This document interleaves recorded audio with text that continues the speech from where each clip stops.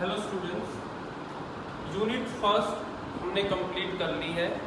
इससे पहले लेक्चर तक हमने कैपेसिटेंस का जो था वो थ्योरेटिकल पोर्शन जो था वो हम ओवर कर चुके थे। तो पहली यूनिट्स में जो दो चैप्टर थे, पहले चैप्टर के हम एनसीईआरटी एक्सरसाइज क्वेश्चन कर चुके हैं। आज हम सेकंड चैप्टर के एनसीईआरटी एक्सरसाइज क्वेश्चन करके इस यूनिट को ओवर करेंगे।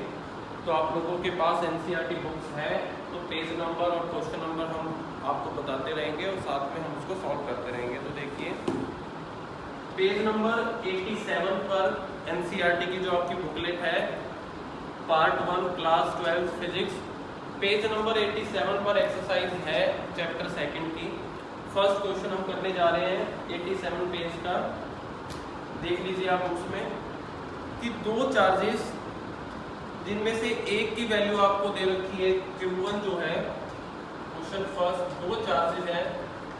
एक को हमने Q1 नाम दिया जिसकी वैल्यू दे रखी है 5 × 10⁻⁻8 कूलम और दूसरा Q2 की वैल्यू आपको दे रखी है -3 × 10⁻8 कूलम।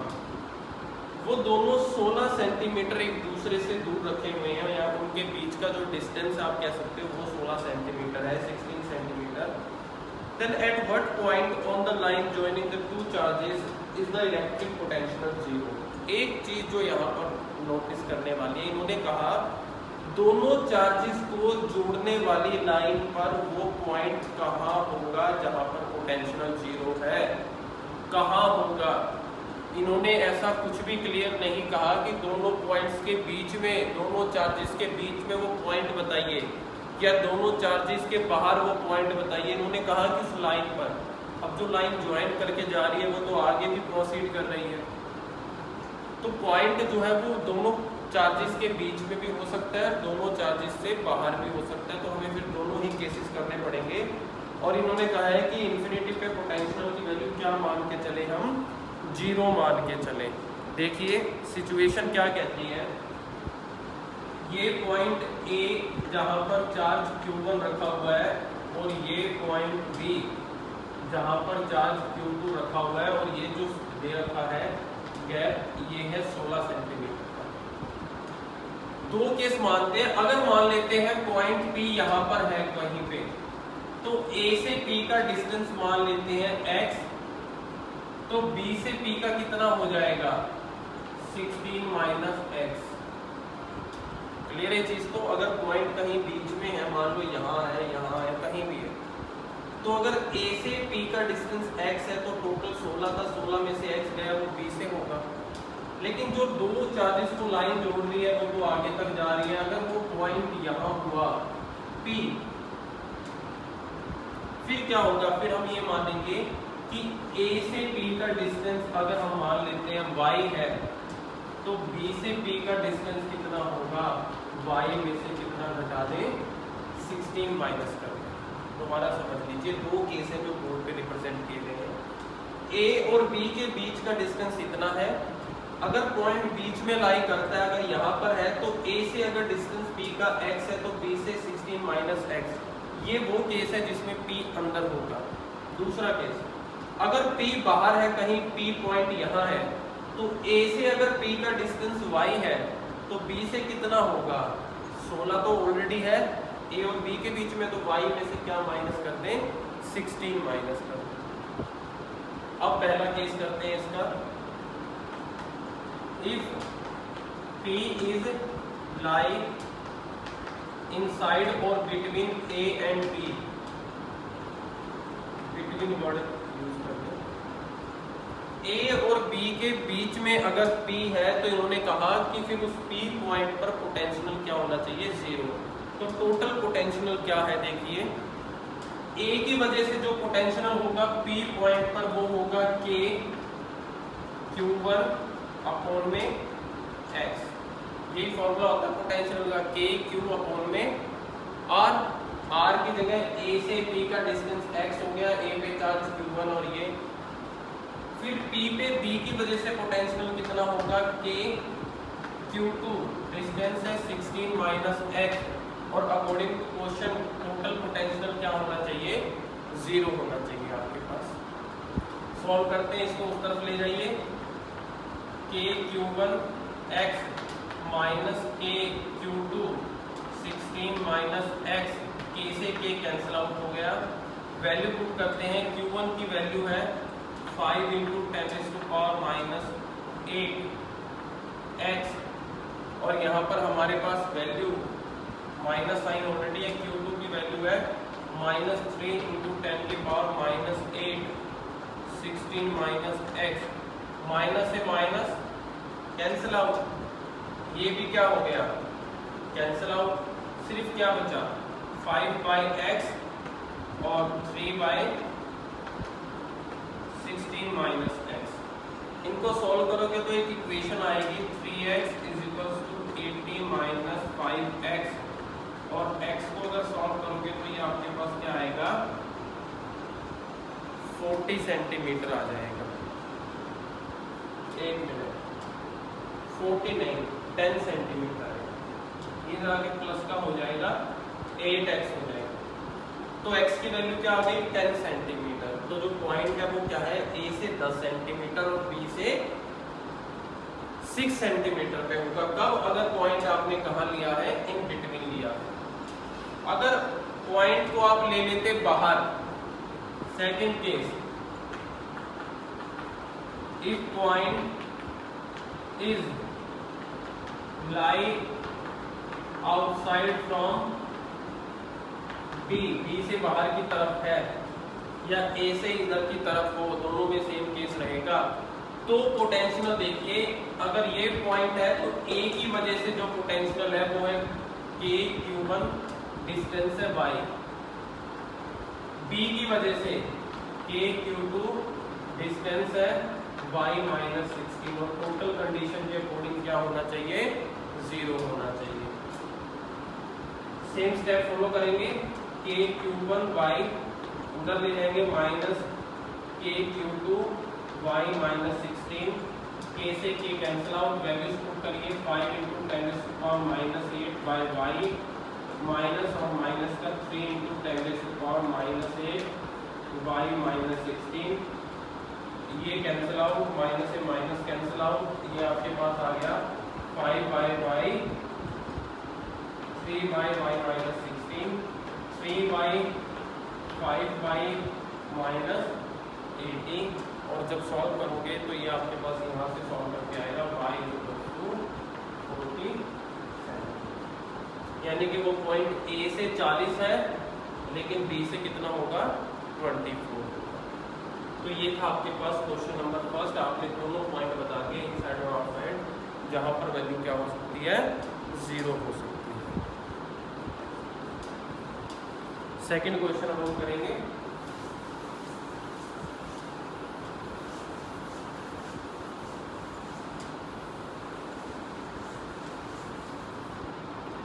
सेकंड क्वेश्चन देखिए, अ रेगुलर हेक्सागन, एक हेक्सागन दे रखा है आपको रेगुलर, साइड 10 सेंटीमीटर है और हर वर्टेक्स पे 5 माइक्रोकूलम का चार्ज रखा हुआ है। आपको ये बताना है कि हेक्सागन के सेंटर पे पोटेंशियल कितना होगा। कई बच्चे बहुत ज़्यादा एक्साइटमेंट में कई क्वेश्चन, क्योंकि पहले कुछ चैप्टर जो हमने किए हैं उनमें पढ़े हैं कि सेंटर पे जनरली एक सिमेट्रिकल फिगर हो तो सेंटर पे जो है 0 हो जाती हैं चीज़ें, पर कंफ्यूज हो जाते हैं बच्चे, भी सोचते हैं MCQ में फटाफट 0 पुट कर देंगे, पर ज़रूरी नहीं है, यहाँ 0 नहीं होगा। ये वो चीज़ें नहीं है, हर कंडीशन को, हर क्वांटिटी को आपको अच्छे से सॉल्व करके देखना होता है। हेक्सागन बोला हुआ है आपको,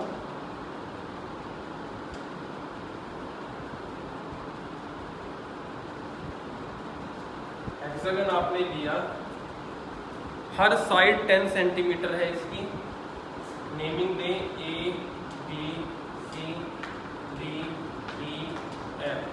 फिगर थोड़ी सी आपको नई सिमेट्रिकल बन रही है लेकिन देख लेना, साइड सारी की सारी 10 सेंटीमीटर है।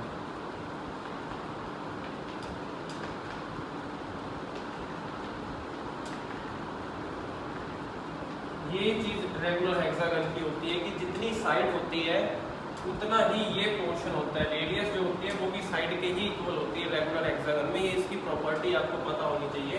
तो इसका मीनिंग है ये भी सारे कितने हैं 10 है। ये सेंटर है O, जहाँ पर आपको पोटेंशियल की वैल्यू निकालनी है। और हर वर्टेक्स पे, हर पॉइंट पे चार्ज सेम है, वो इक्वल है 5 माइक्रो कूलम। इस तरफ लिख देते हैं, दो क्वेश्चन बनेंगे। चार्ज जो है वो क्या है 5 माइक्रो कूलम, हर वर्टेक्स पे है वो। तो रेगुलर हेक्सागन के केस में जो रेडियस होती है वो आपको बता दिया किसके इक्वल होती है।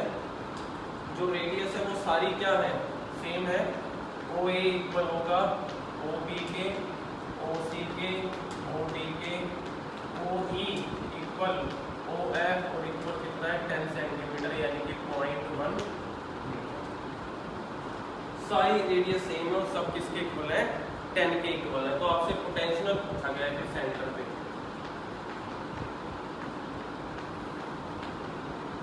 सेंटर पे पोटेंशियल भी किसके इक्वल होगा, जितना एक की वजह से, देखो सब पे चार्ज सेम है, पॉजिटिव का है, पोटेंशियल आपको पता है ऐड हो जाएगा, नेगेटिव का होता तो माइनस करते, यहाँ तो सब की वजह से पोटेंशियल ऐड होने वाला है।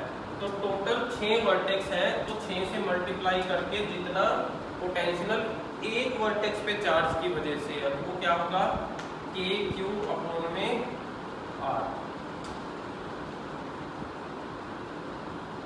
तो 6 इंटू के की वैल्यू, क्यू की वैल्यू माइक्रो माइनस 6, आर की वैल्यू 0.1। इसको जब आप सॉल्व करोगे तो इस सारा सॉल्व करके आपके पास जो आएगा वो होगा 2.7 इंटू 10⁶। तो ये वो है जो पोटेंशियल सेंटर पे है due to all the 6 vertex of regular hexagon. Easy question था। नेक्स्ट देखिए, दो charge 2 microcoulomb and -2 microcoulomb are placed at point A and B 6 centimetre apart.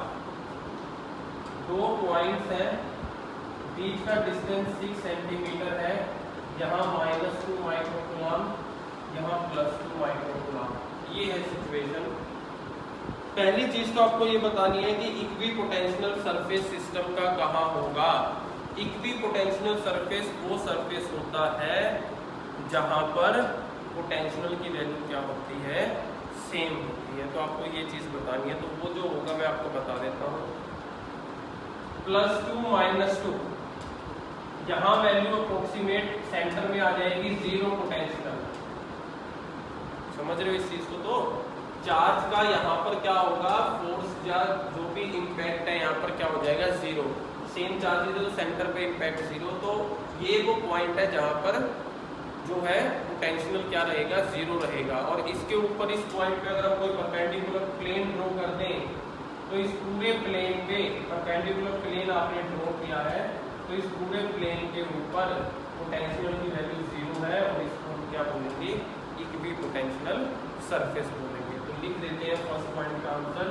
Third question कि a plane normal to line AB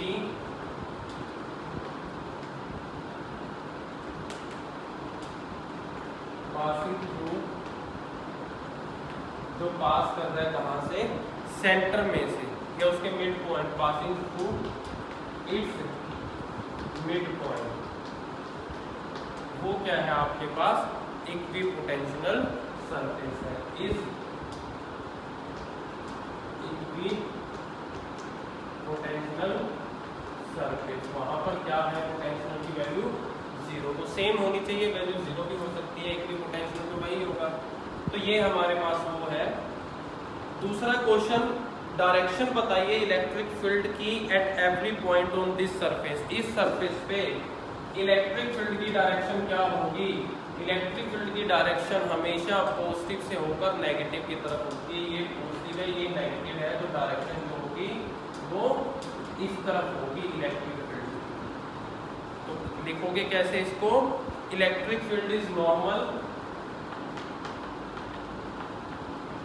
electric field is normal to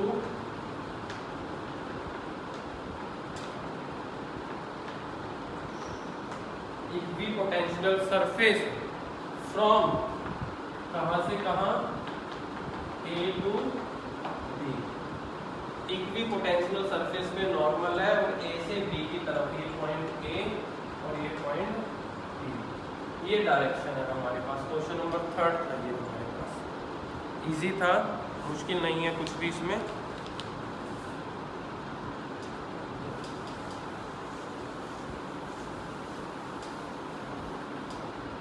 question number 4 देखिए,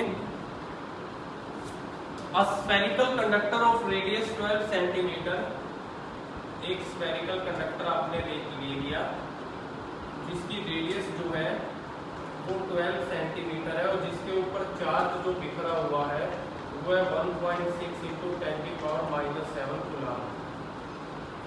uniformly distributed है surface पे।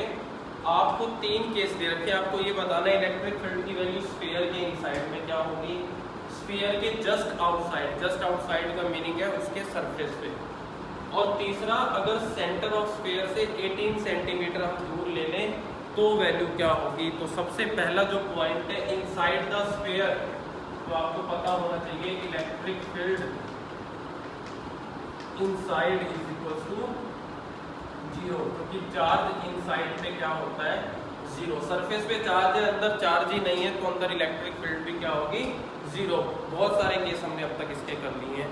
Second, just surface पे, यानी कि electric field on surface, just surface की बात की गई है तो यहाँ पर इलेक्ट्रिक फील्ड की वैल्यू हम जरूर निकालेंगे।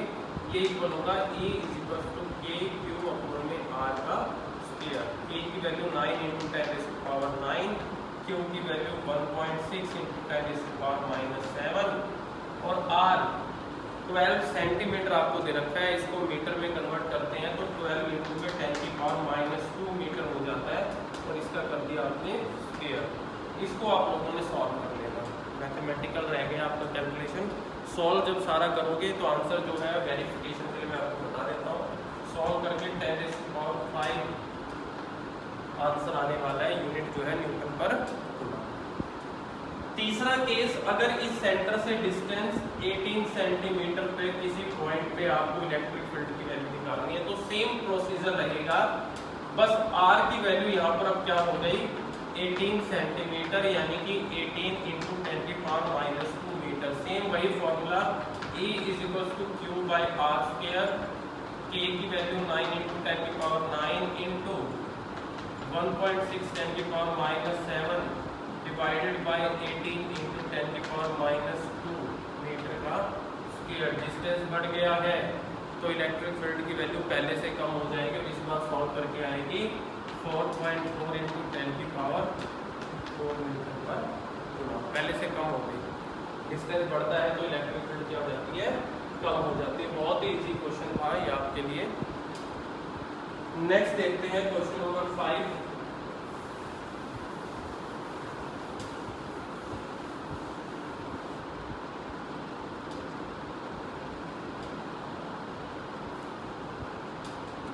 Parallel plate capacitor with air between the plate, जिसका कैपेसिटेंस दे रखा है 8 पिकोफराड और 1 पिको में कितने फराड होते हैं वो भी दे दिया आपको। अब आपको ये बताना है कि कैपेसिटेंस क्या होगा अगर प्लेट का डिस्टेंस तो पहले से हाफ कर दें और जो उनके बीच का स्पेस था उसको ऐसे मटेरियल से भर दें जिसके डाइलेक्ट्रिक कांस्टेंट की वैल्यू क्या हो जाए 6 हो जाए। सिंपल देखिए, जब सब कुछ नॉर्मल है, सिंपल पैरेलल प्लेट आपको कैपेसिटर दे रखा है तो कैपेसिटेंस की वैल्यू दे रखी है 8 पिकोफराड। जिस टाइम कैपेसिटेंस का फॉर्मूला नॉर्मल क्या होता है, एप्सिलॉन नॉट A/d। ये है नॉर्मल फॉर्मूला, जब कोई बीच में स्पेस कुछ ना हो, एयर हो, तब ये फॉर्मूला होता है। और उस टाइम उसके पास कैपेसिटेंस कितना है 8 माइक्रोफराड है।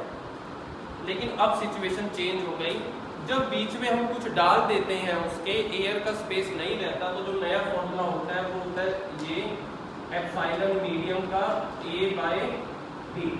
और मीडियम के एप्सिलॉन को हम लिख सकते हैं relative epsilon by this A/, क्योंकि ये आपने पढ़ा हुआ है ER = EM/E0 एप्सिलॉन के केस में। Epsilon r equals to epsilon m by epsilon naught, तो वहाँ से एप्सिलॉन एम की वैल्यू ये आ जाती है। लेकिन आपको क्वेश्चन में सिर्फ मीडियम चेंज नहीं किया गया, डिस्टेंस भी पहले से क्या कर दिया है, हाफ। तो जो नया डिस्टेंस है वो पुराने वाले को हाफ है, जो नया डी डैश है वो पहले वाले डिस्टेंस का हाफ है। क्वेश्चन में बोला गया है एरिया सेम रहेगा। अब देखिए इस 2 को ऊपर ले आइए, 2 epsilon r epsilon naught a by d, ये इतनी टर्म जो है ये बिल्कुल सेम है। इसकी जगह क्या लिख सकते हैं, 8 पिको फराड लिख सकते हैं। तो 2 एप्सिलॉन आर 8 पिको फराड। और एप्सिलॉन आर रिलेटिव परमिटिविटी को डाइलेक्ट्रिक कांस्टेंट भी बोलते हैं, ये आपने थ्योरी में किया है। और इसकी वैल्यू क्वेश्चन में आपको बोल रखी है कि जो आपने मीडियम को फिल किया है उसका डाइलेक्ट्रिक कांस्टेंट 6 है, तो इसकी वैल्यू क्या है, 6 इंटू ये आ गया 8 पिको फराड। तो टोटल जब आप इसको करोगे तो आपके पास सॉल्व करके आएगा ये 96 पिको फराड। तो अगर एक मीडियम आपने रख दिया जिसका डाइलेक्ट्रिक कांस्टेंट 6 है और डिस्टेंस आपने कम कर दिया तो कैपेसिटेंस देखिए बढ़ गया। ये तो आपको पहले भी पता है, जितना ज़्यादा इंसुलेशन मीडियम बीच में होगा कैपेसिटेंस बढ़ता चला जाएगा। पहले 8 था, अब कितना हो गया है, 96 पे पहुंच चुका है। क्वेश्चन नंबर 6 की तरफ बढ़ते हैं। देखिए अब रीड करते हैं क्वेश्चन नंबर 6 को। 3 कैपेसिटर्स, तीनों का capacitance same 9 pico farad, series में उनको जोड़ दिया तो आपको टोटल कैपेसिटेंस भी बताना है कॉम्बिनेशन का, और दूसरे पार्ट में ये बताना है कि पोटेंशियल डिफरेंस हर कैपेसिटर के अक्रॉस कितना होगा अगर कॉम्बिनेशन को, टोटल कॉम्बिनेशन को 120 वोल्ट से कनेक्ट किया गया है। तो सीरीज का जो फॉर्मूला होता है वो होता है 1/C, 1/C1 C2 C3, अगर 3 को सीरीज में जोड़ा है। अगर तीनों कैपेसिटर क्वेश्चन में आपके क्या है, सेम वैल्यू के हैं, तो हम इनको खाली C भी लिख सकते हैं, जो सॉल्व करके आएगा 3/C। रेसिप्रोकल ले तो ये रिजल्टेंट है, कैपेसिटेंस ऑफ सीरीज इक्वल होएगा C/3। C की वैल्यू कितनी दे रखी है, 9 पिको फराड अपॉन में 3, यानी कि टोटल जो वैल्यू है वो क्या है, 3 पिको फराड। ये रिजल्टेंट आ गया कॉम्बिनेशन का। सेकंड क्वेश्चन में उन्होंने बोला है कि अब ये बताइए कि कितना पोटेंशियल डिफरेंस होगा। तो आपको याद रहे पोटेंशियल डिफरेंस सीरीज में इक्वल डिस्ट्रीब्यूट हो जाता है, इसलिए जितना टोटल का है उसको हम जितने कैपेसिटर है उससे हम डिवाइड कर देंगे। तो आपने लिख देना यहाँ पे बी पार्ट में कि in series combination potential difference is equally distributed along या अमंग कैपेसिटर्स। तो potential difference across each capacitor क्या होगा, जितना टोटल है डिवाइड कर दें जितने आपने कैपेसिटर लिए हैं, तो ईच के पास क्या होगा, 40 वोल्ट आ जाएगा आपके पास। ये किसके पास होगा, ईच, हर एक कैपेसिटेंस के पास जो है वो वैल्यू क्या होगी, हमारे पास इतनी वैल्यू होगी।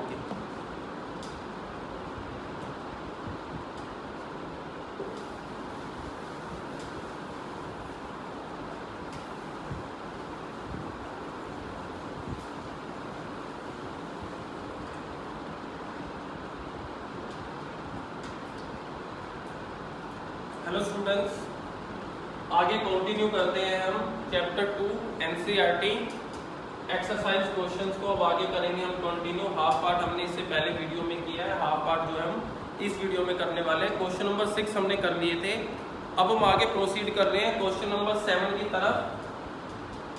क्या कहता है क्वेश्चन नंबर 7, अगर 3 कैपेसिटर्स जिनकी वैल्यू 2 पिकोफराड, 3 पिकोफराड और 4 पिकोफराड है, और अगर पैरेलल में जोड़ दें, तो पहला क्वेश्चन तो ये है कि आपको टोटल कैपेसिटेंस बताना है। दूसरा, हर कैपेसिटर के ऊपर चार्ज बताना है। अगर टोटल जो वोल्टेज सप्लाई है वो 100 वोल्ट की आपको दे रखी है। सबसे पहली चीज, पैरेलल कॉम्बिनेशन में जो रिजल्टेंट का फॉर्मूला होता है, रिजल्टेंट अगर Cp से हमने डिनोट किया वो इक्वल होता है C1 plus C2 plus C3। तो 2 प्लस 3 प्लस 4 पिको फराड, तो इकट्ठा हो गया ये कितना हो गया 9 पिको फराड। तो टोटल क्या आ गया आपके पास, कैपेसिटेंस आ गया है। सेकंड केस, चार्ज पहले पे कितना होगा, पोटेंशियल पैरेलल में सबके लिए सेम रहता है आपको पता है। तो charge on first capacitor equal होगा C1/V, charge on second equal होगा C2/V, charge on third equal होगा C3/V। पहले का कैपेसिटेंस 2 माइक्रोफराड और 2 पिको, पिको के लिए -12 और इनटू में 100 आपको दे रखा है पोटेंशियल। तो ये पावर प्लस की 2 माइनस की 12 ये आ गया 2 × 10 की पावर 10 कूलम। सेकेंड केस में यहाँ 2 की जगह 3 × 10 की पावर -10 हो जाएगा। थर्ड केस में 3 की जगह 4 × 10 की पावर -10 कूलम हो जाएगा। ये है आपके पास क्वेश्चन नंबर 7, बहुत ही इजी था आपके पास। क्वेश्चन नंबर 8 देखिए,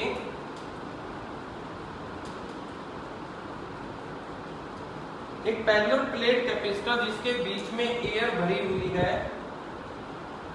ईच प्लेट का एरिया आपको दे दिया और प्लेट के बीच का डिस्टेंस 3 mm है, मिलीमीटर है। आपको कैपेसिटेंस निकालना है सबसे पहले कैपेसिटर का, और अगर कैपेसिटर जो कनेक्ट करे अगर हम 100 वोल्ट के साथ, तो फिर ये बताना है हर प्लेट पे चार्ज कितना होगा। तो सबसे पहली जो चीज़ है, पहले गिवन लिख लेते हैं। गिवन में दो चीज़ें हैं, एक तो एरिया वो है 6 × 10 की पावर -3 मीटर स्क्वायर, और दूसरी चीज जो डिस्टेंस दे रखा है d वो है 3 मिलीमीटर, यानी कि 3 × 10 की पावर -3 मीटर। ये दो चीजें आपको गिवन है। और कैपेसिटेंस का जो फॉर्मूला आपको पता है यूज करना होता है, वो है C = ε/A/d। एप्सिलॉन नोड की वैल्यू 8.85 × 10 की पावर -12, एरिया 6 - 3 × 10 की पावर -3। जब आप इन्हें सॉल्व करोगे तो आपके पास जो चीजें आने वाली हैं सॉल्व करके, वो आएगी 17.7 × 10 की पावर -12 कूलम फराड।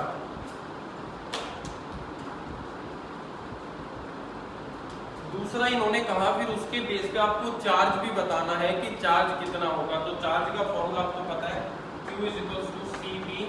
C आपके पास आया 17.7 × 10 की पावर -12, और वोल्टेज उन्होंने क्वेश्चन में बोली गई है 100। तो +2 - 12 ये आ गया 17.7 10 की पावर -10 कूलम। क्वेश्चन नंबर 8, बहुत अभी तक कोई ज़्यादा कॉम्प्लिकेटेड क्वेश्चन नहीं आया जिसमें हमें बहुत ज़्यादा सोचने की ज़रूरत पड़ी हो। सिंपल ही क्वेश्चन रहे हैं हमारे पास। 9th क्वेश्चन देखिए, 8th के साथ कनेक्ट किया गया है 9th को, कि ये बताइए क्या होगा if in the capacitor in given exercise 2.8। अगर 8th क्वेश्चन में जो कैपेसिटर है उसके अंदर एक 3 mm की थिक माइका शीट लगा दी जाए जिसका डाइलेक्ट्रिक कांस्टेंट 6 हो।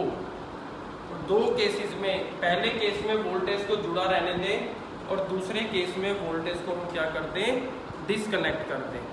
तो एक फॉर्मूला आपने अभी जो पीछे यूज किया था लास्ट वीडियो में, कि जब कोई बीच में मटेरियल आ जाता है तो नया कैपेसिटेंस जो होता है हम उसको लिखते हो εr ε0 A/d। फॉर्मूला किया था हमने, और इसकी वैल्यू ऑलरेडी आप निकाल चुके हो 8th क्वेश्चन में। ये आई है 17.7, अप्रोक्सीमेट इसको 18 मान लीजिए। 18 पिको फराड आ गया, -2 को पिको ले लिया। तो यहाँ पे हम देखिए डाइलेक्ट्रिक कांस्टेंट क्वेश्चन में 6 दे रखा है, और ये आ गया 18 पिको फराड। तो इसको सॉल्व करेंगे तो आपको पता है 18 6 कितना होता है 108 पिको फराड। तो कैपेसिटेंस तो हमने उसका निकाल लिया। अब दो केसेस है हमारे पास। पहला केस जब पोटेंशियल जुड़ा हुआ है, बैटरी जुड़ी हुई है, यानी कि जो नई बैटरी है वो पुराने वाले के ही इक्वल है, जो कितनी है 100 वोल्ट। तो जो नया चार्ज होगा वो इक्वल होगा C dash V dash 108 pico farad. तो 10 की पावर -12 इंटू 100, तो ये आपको पता है 108 इंटू 10 की पावर -10।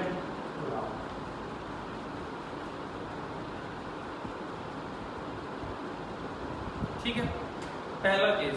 अगर सेम पोटेंशियल जो है वो जुड़ा हुआ है, लेकिन अगर दूसरे केस में सप्लाई को हटा दिया जाए, सेकंड केस, कैपेसिटेंस तो वही है अभी भी, लेकिन सप्लाई पहले वाली नहीं है। तो जब नई सप्लाई होगी,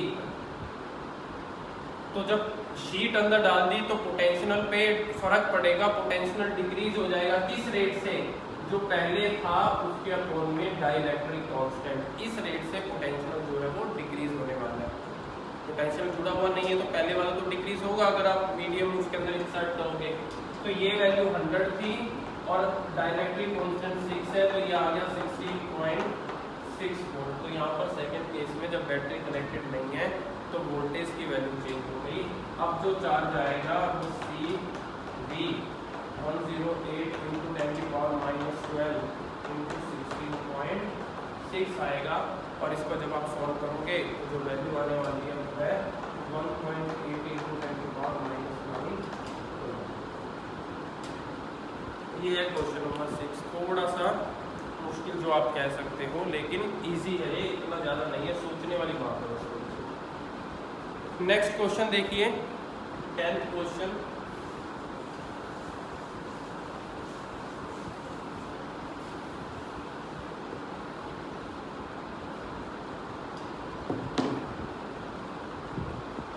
अब 12 पिको फराड कैपेसिटर को 50 वोल्ट की बैटरी के साथ जोड़ा गया है। एनर्जी कितनी स्टोर होगी ये बताना है। बहुत ही इजी क्वेश्चन है। कैपेसिटेंस की वैल्यू 12 पिको फराड, यानी कि 12 की वैल्यू 10 इंटू -2, बैटरी V, और आपको क्या बतानी है? एनर्जी बतानी है। क्या फॉर्मूला है एनर्जी का? C और V की टर्म में half CV square, half C की वैल्यू ये और D का स्क्वायर। सॉल्व करना कोई बड़ी बात नहीं आप लोगों के लिए। सॉल्व करोगे तो ये आएगा 1.5 इंटू 10 की power -8।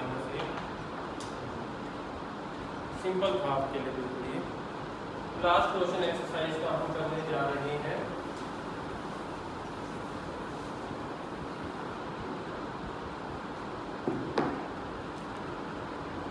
Six 100 pico farad capacitor है जिसको चार्ज किया गया है 200 वोल्टेज सप्लाई के साथ। फिर उसको डिस्कनेक्ट कर दिया सप्लाई से और फिर दोबारा कनेक्ट कर दिया another uncharged 600 pico farad capacitor से। ये बताओ एनर्जी का लॉस कितना हुआ होगा।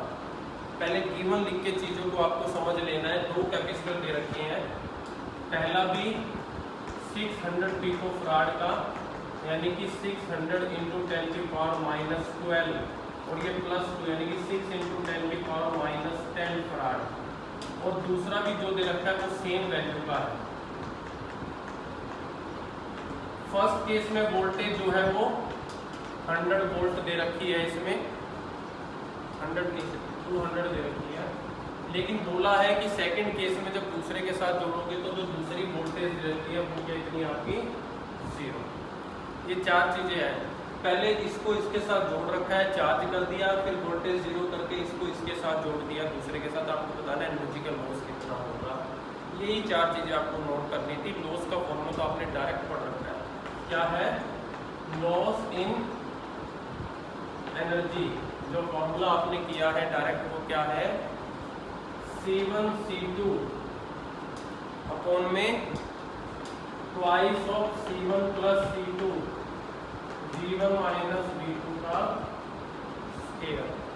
ये फॉर्मूला आप लोगों ने कर रखा है। वैल्यूज पुट करते हैं। देखिए C1 इंटू C2, इन दोनों की मल्टीप्लाई 6 6 36 इंटू 10 की पावर माइनस 10, तो 2 दोनों को जोड़ें तो ये हो जाएगा 12 इंटू 10 की पावर माइनस 10, और यहाँ तो ऐड होगी पावर तो 20 हो जाएगा मल्टीप्लाई। V1 माइनस V2 तो 0 है, तो यहाँ पे 200 का स्क्वायर,